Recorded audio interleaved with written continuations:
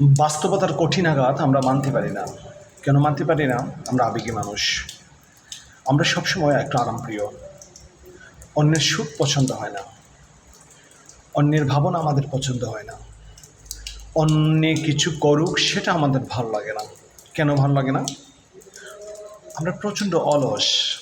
আমাদের চিন্তা চেতনা একটা নির্দিষ্ট সীমানার মধ্যে আবদ্ধ। কিন্তু কিছু কিছু মানুষ আছে চরম উদ্ভাবনী, অনেক গতিসম্পন্ন, অনেক প্রাণে অনেক শক্তি, তার অন্তরে অনেক আশা এবং ভরসা। সেই সকল মানুষ যখন পথ চলে তখন আমাদের হিংসা হয়, আমরা দূর থেকে সমালোচনা করি। কিন্তু দৃষ্টিভঙ্গি বদলালেই এ থেকে পরিত্রাণ পাওয়া সম্ভব। কিন্তু কতক মানুষ আছে যারা এই পরিবর্তনকে মানতে চান না, এই পরিবর্তনের সাথে কখনো নিজেদের খাপ খাইয়ে নিতে চান না।